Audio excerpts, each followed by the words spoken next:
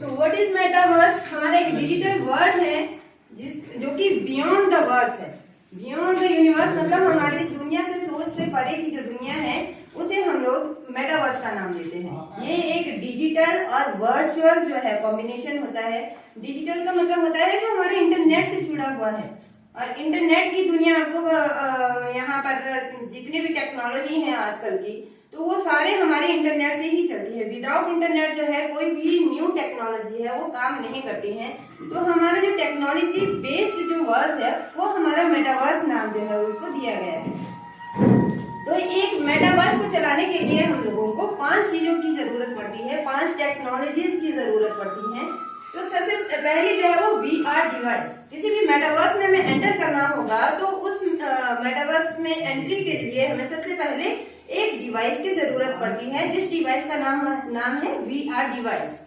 और सेकंड है augmented reality. VR device और ऑगमेंटेड रियलिटी जो है ये दोनों आपस में जुड़े हुए हैं। हम लोग VR डिवाइस को ऑगमेंटेड रियलिटी के बगैर नहीं चला सकते हैं, और ऑगमेंटेड रियलिटी को हम VR डिवाइस के बगैर जो है वो समझ नहीं सकते, समझ पाना इसको मुश्किल होता है। तो VR डिवाइस में ऑगमेंटेड रियलिटी का मतलब हो गया कि हम लोग यहाँ पर फिजिकली बैठते हुए कहीं वर्चुअल वर्ल्ड में एंटर करेंगे तो वहां पर हमें रियल कैसे फील होगा। तो हमें एक तो मेटावर्स में जाने के लिए पहले VR डिवाइस की जरूरत पड़ेगी, और वहां पर रियल फील करने के लिए कि हम लोग वहां पर गए हैं, हम लोग किसी चीज को वहां पर छू रहे हैं या किसी चीज को हम देख रहे हैं, सुन रहे हैं, महसूस कर रहे हैं, वो रियली में हमें कैसे महसूस होता है, तो वो हमारा ऑगमेंटेड रियलिटी में आ जाता है, और जिसको हम फील करते हैं VR डिवाइस के साथ। और थर्ड पर आ गया हमारा आर्टिफिशियल इंटेलिजेंस। जैसे कि अभी भी हम लोगों ने वीडियो थोड़ी देर पहले देखी है कि ये बहुत ही वाइड कॉन्सेप्ट है हमारा आर्टिफिशियल इंटेलिजेंस। अभी हमारी G20 सम्मेलन भी इंडिया में हुआ था, तो 20 देशों के राष्ट्रपति, प्रधानमंत्री जो भी थे हमारे देश में जो है वो मीटिंग्स के लिए आए थे, और वहां पर हमारे प्रधानमंत्री के मुंह पर आपने एक ही जो लाइन सुनी होगी, AR, AI और टेक्नोलॉजी, ब्लॉकचेन, और लास्ट था हमारा 5G। तो ये हमारे प्रधानमंत्री जो हैं वो भी इस बारे में बातचीत कर रहे हैं। इसका मतलब है कि इसमें कुछ ना कुछ तो खास होगा हमारे लिए, हमारे फ्यूचर बेस्ड जो है ये टेक्नोलॉजी है। इसीलिए जो है गवर्नमेंट भी इस पर फोकस कर रही है, ताकि हमारे जो आने वाली जनरेशन है, जो कि अभी हमारे 10 से 15 साल के बच्चे हैं, वो तो इसमें जुड़े हुए हैं ऑलरेडी, लेकिन हम लोगों को थोड़ा जो 40+ या 30+ जो लोग हैं उनको इस बारे में इतनी नॉलेज नहीं है। बच्चों को क्यों इस चीज की नॉलेज है? क्योंकि वो जो है अभी इसमें गेमिंग वर्ल्ड के साथ जुड़े हैं, जिसमें उनके एवेटर्स बने हैं, इमर्सिव उनकी दुनिया उसमें बनी हुई है। तो वो बच्चे इस चीज को ज्यादा, हम लोगों से ज्यादा समझते हैं। क्योंकि आप लोगों को अगर मेरी बातें इतनी समझ में नहीं आ रही होंगी, आप अपने घर में जो 10 से 15 साल का बच्चा होगा, अगर आप उसके साथ ये चीजें डिस्कस करोगे कि ये वर्चुअल वर्ल्ड क्या होता है, एविएटर्स क्या होते हैं, इमर्सिव जो वर्ल्ड है वो क्या होता है, तो वो मुझसे ज्यादा आपको अच्छी तरह से वो समझा पाएगा, क्योंकि वो जो बच्चे हैं वो इसे ऑलरेडी जुड़े हुए हैं। हमारे जो देश के 2 से 3 करोड़ तक के बच्चे जो है वो अभी मेटावर्स पर आ चुके हैं, वो इससे जुड़ चुके हैं। तो ये गवर्नमेंट जो है वो उन बच्चों के ऊपर फोकस ज्यादा क्यों कर रही है? क्योंकि आने वाले जो यूजर्स हैं वो यही बच्चे आगे जाके इसके यूजर्स बनेंगे, और यही उनकी जो आगे कमाई का साधन होगा, चाहे जिस मर्जी का होगा, तो उनका वर्ल्ड जो है पूरा इसी के अंदर जो है वो चलेगा। अब जैसे हम लोग हैं, हमारे वही टेक्नोलॉजी चलती आ रही है अभी तक घिसी-पिटी, कि हमारा वही जॉब है, वही काम है, लेकिन जो टेक्नोलॉजी के साथ नहीं जुड़ते हैं वो पिछड़ जाते हैं। अगर हम खुद को अपडेट करेंगे टेक्नोलॉजी के साथ, तो हम लोग जो है वो आगे अपने बच्चों को भी समझा सकते हैं और अपनी लाइफ भी सिक्योर कर सकते हैं इस टेक्नोलॉजी में जाके। तो ये हमारा आर्टिफिशियल इंटेलिजेंस जो है वो मैंने आपको अभी जैसे समझाया कि आर्टिफिशियल इंटेलिजेंस होती क्या है। आर्टिफिशियल इंटेलिजेंस का मतलब ये है कि एक ऐसी मशीन जो है वो तैयार की गई है हमारे साइंटिस्ट द्वारा, ये बिल्कुल जो इंसान है उनकी तरह ही सोचती है, उनकी तरह ही वो काम करती है। तो ये एक मशीन है जो कि बिल्कुल इंसानों की जगह ले चुकी है। अभी तक फैक्ट्रीज में आपने देखा होगा कि वहां पर मैन पावर कम की जा रही है। क्यों की जा रही है? पहले तो वहां पर एक फैक्ट्री में 1000 लोग, 2000 लोग, 3000 लोग काम करते थे, लेकिन उनकी जगह में अब 500 से लेकर 1000 लोगों के बीच में जो है वो काम करना शुरू कर दिया है। तो इतने लोगों का काम वो कहाँ गया? वो जो है वो टेक्नोलॉजी ने ले लिया है, एआई टेक्नोलॉजी जो है उन्होंने ले लिया है। तो वहां पर ऐसी ऐसी मशीनें आ चुकी हैं जिसके अंदर एआई टेक्नोलॉजी जो है वो जो उनके बनाने वाले थे उन्होंने जोड़ दी है उसमें एआई टेक्नोलॉजी। तो वो जो इंसान है, जो 100 आदमी काम करते थे, वो एक मशीन जो है वो आराम से काम कर रही है। तो ये है पावर हमारी एआई टेक्नोलॉजी की। अब नेक्स्ट आ गया हमारा ब्लॉकचेन। तो इसमें आपके जो 5 चीजें थी उसमें एक ब्लॉकचेन का नाम भी था। तो ब्लॉकचेन का मतलब कुछ लोग जो है वो चेन लेकर समझते हैं कि ये कोई चेन है जिसमें चेन जो है वो जोड़नी पड़ती है, लोगों को चेन के साथ जोड़ना पड़ता है, लेकिन ऐसा कुछ भी नहीं है। ये ब्लॉकचेन जो है ये एक ऐसी टेक्नोलॉजी है जो हम लोगों के जो भी इसमें डॉक्यूमेंट्स होते हैं या फिर हमारे जो भी पैसा मान के चलिए या कुछ भी चीज हम इसमें सिक्योर रखना चाहते हैं, तो उस चीज को सिक्योर रखने के लिए ब्लॉकचेन जो टेक्नोलॉजी है उसका इस्तेमाल इसमें किया गया है। जो कि अभी तक हमारी जो आर्मी थी, आर्मी में इस चीज का यूज किया जाता था, क्योंकि उसमें हम लोगों को जो किसी भी आर्मी में जो एक मैसेज किसी को डिलीवर करना होता था, तो उसमें ऐसा होता था कि वो उसी स्पेसिफिक पर्सन के पास वो एक मैसेज जाना चाहिए, कोई थर्ड पर्सन उसको ना सुन पाए, कोई भी चीज लीक ना हो पाए। तो इसीलिए वहीं से ही ये आइडिया लिया गया है हमारे मेटावर्स में, जिसमें ब्लॉकचेन का इस्तेमाल किया जाता है हमारी चीजों को सिक्योर रखने के लिए, ताकि उस चीज को कोई भी हैक ना कर पाए। क्योंकि इस चीज में हमारा थंबप्रिंट होता है, आई रेटिना होता है। अब हम लोग इतने लोग यहाँ पर बैठे हुए हैं, तो सबके चलो मान के चलते थोड़ा थोड़ा फेस या फिजिकल जो भी फीचर्स हैं वो मिलती जुलती हो सकती हैं। या आपने सुना होगा कि हमारी इस दुनिया में 7 चेहरे ऐसे हैं जो सेम माने जाते हैं, एक तरह देखने में लगते हैं।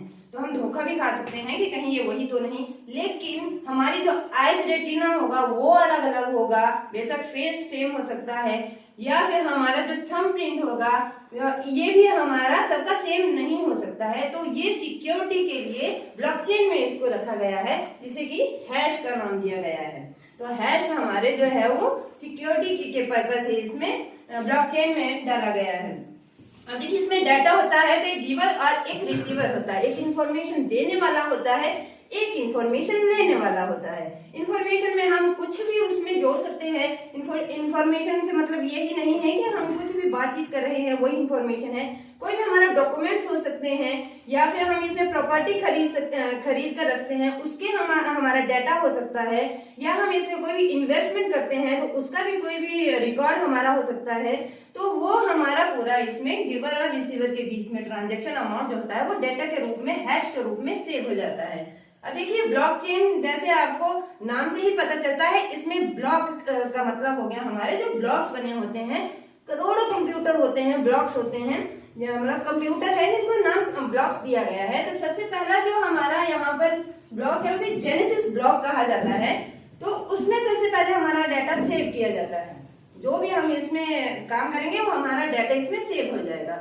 तो जब वो दूसरे ब्लॉक में हमारा डाटा भेजा जाएगा सेव करने के लिए, तो ये मतलब नहीं है कि वो पीछे वाले से डिलीट हो चुका है या उसका जो है वो डोर ओपन रहेगा, कोई भी हैकर हैक कर सकता है, ऐसा नहीं है।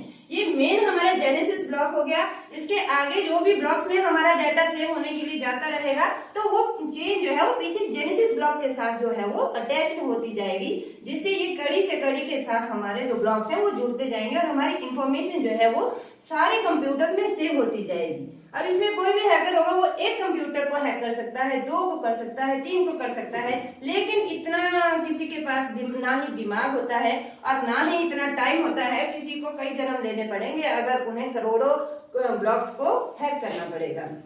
और दूसरी बात इसमें देखिए यहाँ पर आपको न्यूमेरिकल और अल्फाबेटिकल कीज दिख रही होंगी। ये एक यूनिक आइडेंटिफिकेशन नंबर बन जाता है जब हमारा इसमें आई रेटिना और हमारा थंबप्रिंट जो है वो सेव हो जाता है। तो हमारे एक सिक्योरिटी पर्पस के साथ हमारा हैश जनरेट हो जाता है।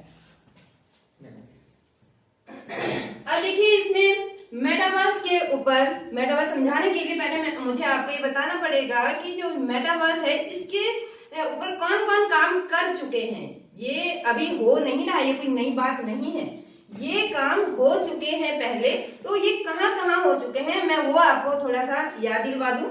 ये देखिए फर्स्ट वर्ल्ड की फर्स्ट एम्बेसी जो है वो मेटावर्स पर बन चुकी है। और कहाँ बनी है? एक कैरेबियन कंट्री है, छोटी सी कंट्री है ये, एक जैसे कि हमारे मान लो देश का एक राज्य लेकर चले, उतनी सी एक देश की जो है वो पॉपुलेशन है वहां की, तो छोटी सी एक कंट्री है जिसका नाम है बारबाडोस। तो उन्होंने सबसे पहले प्लान किया मेटावर्स पर अपनी एम्बेसी खोलने का। तो उनके देश में नागरिकों के लिए इतनी सुविधा दी गई है कि वहां पर नागरिक घर पे बैठ करके न्यू डिवाइस, जो वीआर डिवाइस जिसे हम कहते हैं, इसे वीआर डिवाइस कहा जाता है। तो इस तरह का वीआर डिवाइस पहन के वहां के लोग घर पे, फिजिकली तो वो घर पे होंगे लेकिन वर्चुअली वो एम्बेसी के अंदर एंट्री कर जाते हैं। कैसे? क्योंकि वहां का जो देश है, ये जो बारबाडोस आपको कंट्री का नाम बताया है, तो ये इस कंट्री में जो एम्बेसी है वो वर्चुअल रूप से वो मेटावर्स पर बना दी गई है, वहां पर तैयार कर दी गई है। तो वहां के नागरिक सिर्फ एक ऐसा डिवाइस जिसे वीआर डिवाइस कहते हैं, इसे पहन के घर पे बैठ करके अपना जो भी वीजा है, पासपोर्ट है, अप्लाई करना होता है, वो घर पे बैठ कर ही कर सकते हैं। क्योंकि देखिए अभी हम लोग हैं तो हमें अगर कहीं पर किसी दूसरी कंट्री में जाना होता है तो हम क्या करते हैं कि हमें आने जाने के लिए पहले तो गाड़ी का देखना पड़ता है, बसेस होंगी या कोई भी व्हीकल होगा तो उसे हमें जाना पड़ता है, और वहां पर जाकर के फिर हम जितनी भी डॉक्यूमेंटेशन होती है वो फिजिकली वहां पर जाकर के हम लोग वहां सबमिट करते हैं। और वहां जाकर के आने जाने का भी खर्चा है और फिर मेंटली टेंशन और है, और फिर वहां पर अगर हमें अपॉइंटमेंट नहीं मिलती है तो फिर हमें वेट करना पड़ता है। तो या वहां पर जाके कुछ टाइम ओवर हो गया तो फिर दूसरे दिन या तीसरे दिन बुलाते हैं, तो कितना हम लोग पजल हो जाते हैं या कितना हमारा टाइम वेस्ट हो जाता है। तो ये कंट्री छोटी सी कंट्री थी जिसने की समय बचाने के लिए, अपने नागरिकों को सुविधा देने के लिए अपने जो है वो मेटावर्स पर ऑफिस तैयार कर दिया है।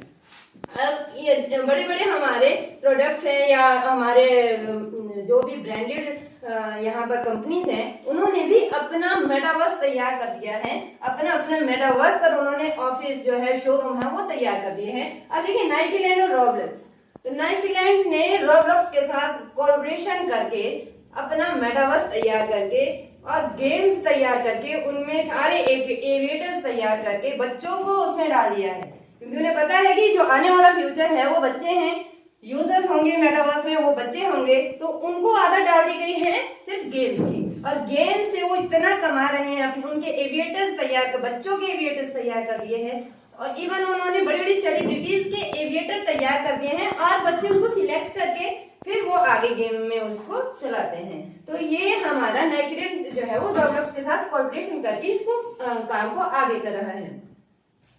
अब देखिए BMW है, उन्होंने NVIDIA X के साथ कोलैबोरेशन करके फिर उन्होंने अपना शोरूम तैयार किया है। अब BMW हमारा जहां भी शोरूम होगा तो हम तो फिजिकली वहां जा सकते हैं, लेकिन अब ऐसा नहीं है। हम घर में बैठ करके और VR डिवाइस को पहन करके उस BMW के शोरूम में हम एंट्री कर सकते हैं, और साथ में वहां पे टेस्ट ड्राइव तक, उसके फीचर्स तक सब कुछ चेकआउट करके, इवन वहां पे हमारा जो भी डॉक्यूमेंटेशन होगा वो भी हम घर में बैठ करके उसको पूरा करके और वहां पर पूरा राउंड लगा के हम वापस आ सकते हैं। तो ये मेटावर्स की ताकत है। अब Hyundai मोबिलिटी एडवेंचर्स है, इन्होंने बहुत सारी इसमें एक्सपीरियंस देने के लिए लोगों को, Hyundai जो व्हीकल्स है उनके एक्सपीरियंस देने के लिए उन्होंने भी अपना मेटावर्स तैयार कर दिया है। और अब देखिए ऑगमेंटेड रियलिटी, जो हमने सबसे पहले हमने इसमें सुना था कि ऑगमेंटेड रियलिटी क्या है, तो ये हमारा एक वर्चुअल दुनिया में एंट्री करके रियल फीलिंग जो होती है तो उसे हम लोग ऑगमेंटेड रियलिटी बोलते हैं। तो ऐसा नहीं है कि हम लोग गेमिंग के भरोसे ही इस मेटावर्स को चला सकते हैं। तो ये जो है इसमें ई-कॉमर्स जोड़ दिया गया है। बिजनेस जो पर्पस है उसको पूरा करने के लिए ई-कॉमर्स का होना मेटावर्स में बहुत जरूरी था। तो ऑगमेंटेड रियलिटी में मेटावर्स में जो है वो ई-कॉमर्स के साथ इसको लिंक कर दिया गया, और हम लोग 3D की दुनिया में, जो 3D डायमेंशनल दुनिया हमारी होती है, तो उसमें एंट्री कर जाते हैं हम लोग VR डिवाइस के साथ। और वहां जाके मानो मुझे ये एक हुड लेनी है या फिर मुझे ये शूज लेने हैं, जैसे कि आप यहाँ पर देख सकते हो कि कैसे यहाँ पर दिख रहे हैं कि कोई लोग खड़े हैं, लेकिन ये लोग नहीं है, ये हमारे क्लोन्स होते हैं, ये हमारे एवेटर्स होते हैं, अवतार होते हैं। तो हम जब भी वीआर डिवाइस को पहनेंगे तो हमारा एक अवतार तैयार होगा। हमारा अवतार जो है वो उस शोरूम में एंट्री करेगा, वहां पर जाकर के वो पूरा चेकआउट करेगा कि ये शूज पहन के देखेगा, हमें घर में बैठ के ये फीलिंग आएगी कि ये शूज टाइट तो नहीं है, या हम वो एविएटर वहां पर कलर देख रहा है तो हमें यहाँ पर फीलिंग आएगी इसका कलर सही है या कुछ अलग हमें चाहिए। फिर वहां पर अगर उनको शूज पसंद आ जाते हैं तो एनएफटी के द्वारा वहां पर पेमेंट कर देते हैं और फिर वो जो चीज है वो डिलीवर हमारे घर पे हो जाती है आके। वो जो चीज है तो इसमें आपको तो पता ही है, ये ई कॉमर्स, उसमें तो फिर टर्म कंडीशंस होती हैं कि हम लोग उसको अगर पसंद नहीं आए तो वापस भी कर सकते हैं, ऐसा नहीं है कि उसको वापस नहीं किया जा सकता है उसके बाद। तो ये हो गया हमारा एक 2D और 3D डायमेंशनल के बीच में फर्क क्या होता है। अब ये देखिए बेलेंसियागा जो फोर्टनाइट है, तो ये फोर्टनाइट की जो इसमें हुडी दिखाई गई है तो इसकी कीमत जो होती है, एक हुड की कीमत कम से कम 35,000 से लेकर के 45,000 के बीच में होती है। तो ये तो जो बड़े बड़े लोग होते हैं हम तो नहीं अफोर्ड कर पाते हैं, लेकिन वो लोग इसी तरह की जो है वो हुडीज जो है वो पहन पाते हैं। तो इन्होंने भी अपना मेटावर्स पे शोरूम तैयार कर दिया है। अब देखिए गुच्ची रोब्लक्स हो गया, लूसी विटन हो गया, तो इसी तरह से फेंडी, ली और सैमसंग, इस तरह से बहुत सारे प्रोडक्ट्स हैं या ब्रांड हैं जिन्होंने मेटावर्स के ऊपर अपना शोरूम तैयार करके वहां पर ऑनलाइन बिजनेस जो है वो 3D बिजनेस जो है वो तैयार कर दिया है। वहां पर हम लोग कोई भी शॉपिंग करने के लिए जा सकते हैं। अब वार्नर म्यूजिक ग्रुप है, यूनिवर्सल म्यूजिक ग्रुप है, एनबीसी यूनिवर्सल है। तो ये सारे म्यूजिकल ग्रुप, इवन ये नहीं है कि हम लोग वहां पर सिर्फ शॉपिंग के या फिर गेमिंग के तौर पर ही हम इस मेटावर्स के साथ जुड़ सकते हैं, ऐसा नहीं है। यहाँ पर हमारे जो म्यूजिक ग्रुप्स हैं वो भी मेटावर्स पर जा चुके हैं, उन्होंने भी अपना मेटावर्स तैयार कर दिया है और वहां पर वो अपना बिजनेस जो है वो आगे फैला रहे हैं। अब देखिए नाइकी क्रिएटिंग इमर्सिव एक्सपीरियंस। अब जो नाइकी है इन्होंने भी अपना जो गेमिंग वर्ल्ड है वो भी तैयार कर दिया है, साथ में उन्होंने अपना शोरूम तैयार कर दिया जहाँ पे उनके जो है वो जो भी प्रोडक्ट है, जो भी ब्रांड है वो वहां पर वो बिक जाते हैं। अब देखिए मेटावर्स वेडिंग, तो सबसे पहली वेडिंग जो है वो अमेरिका में हुई थी और ट्रेसी और डेव गैगमैन जो है उनका नाम था। तो ये फर्स्ट कपल जो है वो मेटावर्स पर शादी करने वाला बना है। ये अमेरिका की बात है, लेकिन हम थोड़ी ना अमेरिका गए थे, ना हमें पता है, हम तो अपने इंडिया में रहते हैं तो हम उनकी बात करते हैं। तो हमारे इंडिया में सबसे फर्स्ट मैरिज जो है वो तेलंगाना में हुई थी।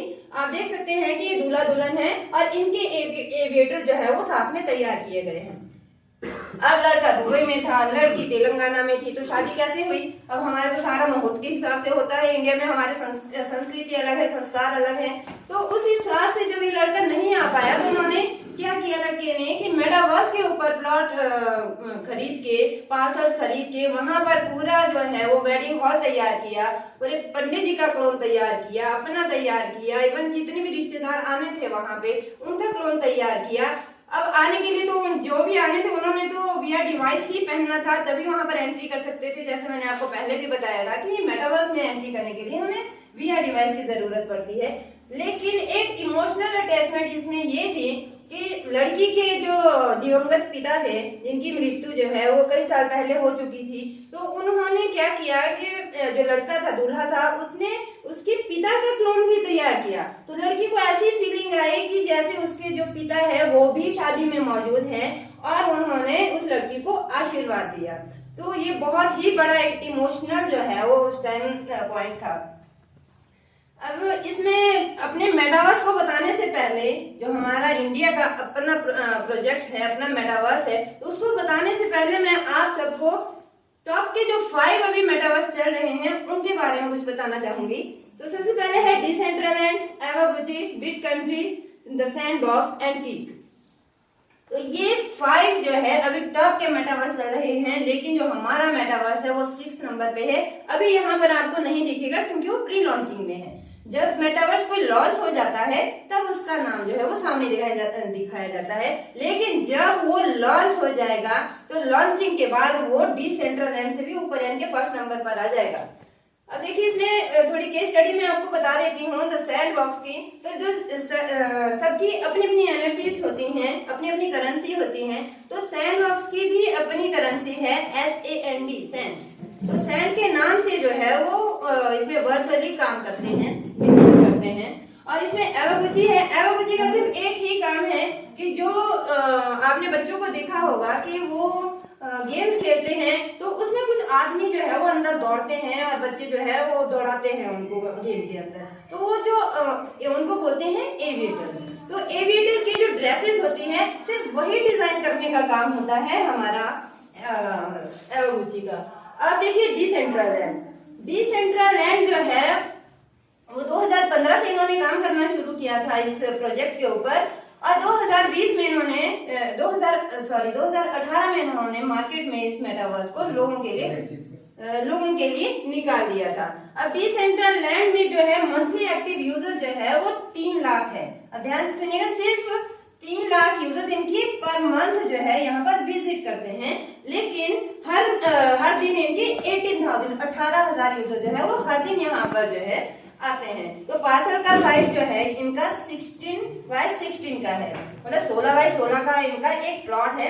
जैसे हम लोग यहाँ पर प्लॉट खरीदते हैं फिजिकली, तो इंटरनेट की दुनिया में उसी प्लॉट को उस स्पेस में हम लोग पार्सल का नाम देते हैं। तो इनके पार्सल का साइज जो है वो 16x16 मीटर का है। तो 2021 में एक पार्सल का जो है इनका 40 से लेकर के 50 USD डॉलर जो है वो कीमत थी।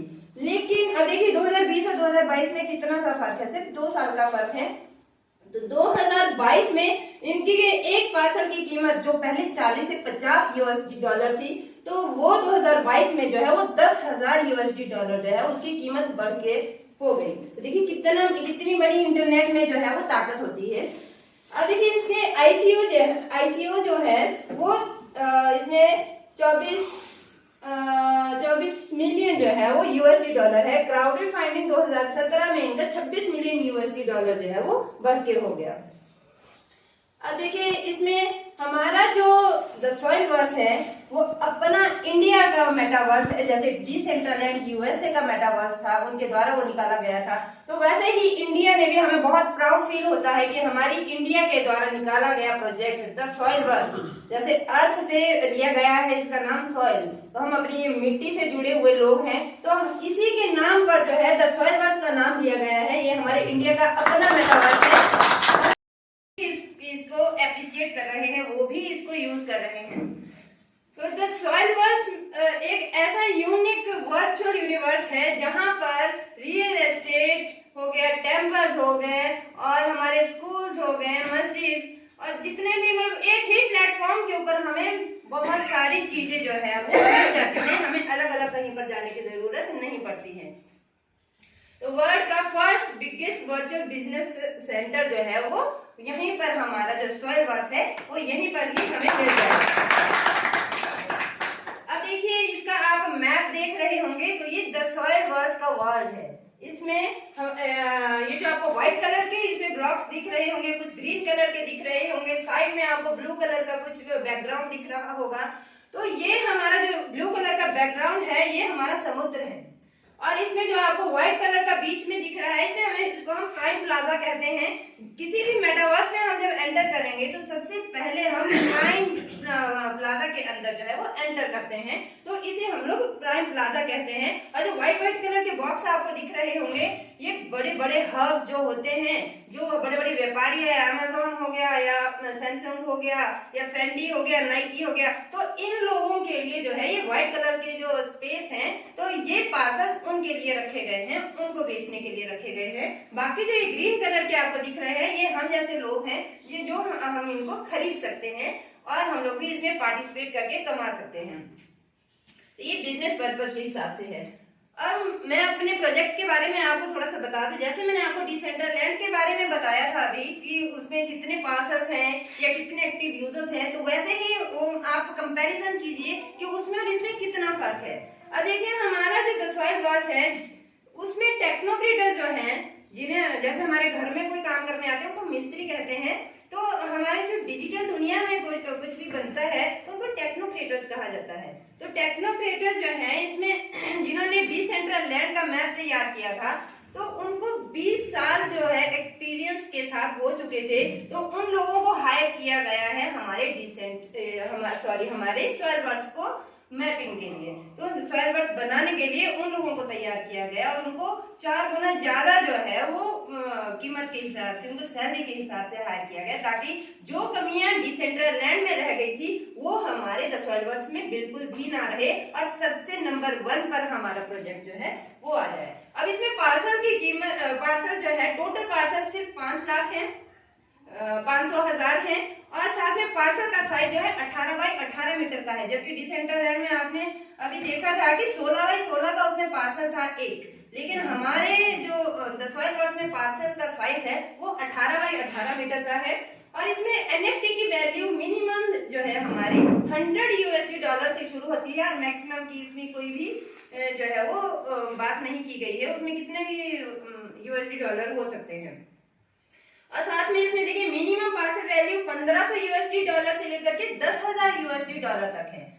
जो मैंने अभी आपको पार्सल बताए थे, कुछ मैप में कुछ व्हाइट कलर के थे, कुछ ग्रीन कलर के थे, तो उसमें जो है वो पार्सल की कीमत जो है वो $1500 से लेकर के $10,000 तक जो है वो कीमत रहती है। और इसमें अप्रोक्सीमेट वैल्यू जो है वो 5 लाख मल्टीप्लाई $1,500 से तक होती है, जिसकी कीमत है $750 मिलियन। तो इतना बड़ा प्रोजेक्ट है ये जो हम सोच भी नहीं सकते हैं, इसीलिए इसका नाम दिया गया है सोच से परे की दुनिया।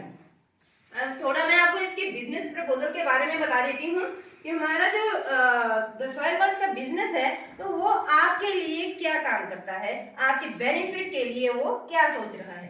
तो ये देखिए इसमें 18 मंथ का एक प्लान दिया गया है, एक 36 महीने का प्लान। 18 महीने का मतलब हो गया 1.5 साल और 36 महीने का मतलब हो गया हमारा 3 साल। तो 18 महीने में आपको देखिए एक तो एमएसपी का मतलब होता है मिनिमम सपोर्टिंग प्राइस, जो कि आपने किसानों को देखा होगा कि किसानों ने अभी 2-3 साल जो है वो सड़कों पे बैठ के धरने दे के सरकार से बड़ी मुश्किल से एमएसपी जो है वो लिया था। तो हमारे प्रोजेक्ट ने आपको बिना धरने के, बिना किसी मुश्किल के आपको एमएसपी जो है इसमें दे दी है। अब देखिए इसमें इक्विवेलेंट एनएफटी वैल्यू मिलती है। इक्विवेलेंट एनएफटी वैल्यू का मतलब क्या होता है, पहले वो समझना जरूरी है कि जितने की हमने एनएफटी ली है, मान लीजिए हमने अभी 1 लाख की एनएफटी जो है वो ले ली है, करवा ली है इसमें, तो हमें प्रोजेक्ट जो है बिल्कुल सेम टू सेम उतनी ही वैल्यू की एनएफटी प्रोजेक्ट की तरफ से हमें मिलती है। तो 1 लाख हमने लगाया, 1 लाख प्रोजेक्ट ने दिया, 18 महीने में डबल हो गया, तो हो गया 2 लाख। 1 लाख का 2 लाख इसमें हमें मिलेगा, वो भी मिनिमम मिलेगा, मैक्सिमम का इसमें कोई पता नहीं कि कहाँ तक इसकी ग्रोथ जाएगी। बाकी इसमें देखिए 36 मंथ्स जो है वो इक्विवेलेंट एनएफटी वैल्यू इसमें भी मिलेगी, इसमें भी वही है कि हमने जितने की एनएफटी करवाई है 36 मंथ बाद भी हमें उतना प्रोजेक्ट देगा साथ में। लेकिन फिर इसमें 18 में और 36 महीने में क्या फर्क हुआ, तब हम 18 की एनएफटी ना ले लें। लेकिन इसमें देखिए आपको स्टेकिंग रिवार्ड दिख रहा होगा, स्टेकिंग रिवार्ड में 18 मंथ के प्लान में कोई स्टेकिंग रिवार्ड नहीं है, जिसे हम ब्याज बोलते हैं लोकल भाषा में। तो और 36 महीने वाले में आपको 3% जो है पर मंथ के हिसाब से स्टेकिंग रिवार्ड भी इसमें दिया जाएगा। ये मतलब 1,07,000 की एनएफटी आप करवाते हो तो आपको पर मंथ जो है 3,000 के हिसाब से 36 मंथ तक आपको इसमें स्टेकिंग रिवार्ड भी मिलेगा, साथ में आपको इक्विवेलेंट एनएफटी वैल्यू भी मिलेगी और अपना जो हमने एनएफटी के लिए पैसा लगाया वो तो वापस मिलेगा ही मिलेगा। मतलब 18 मंथ में डबल हो गया, 36 महीने में हमारा 3 गुना पैसा हो गया इसमें। ये हमारा बिजनेस प्रपोजल है। Thank you so much.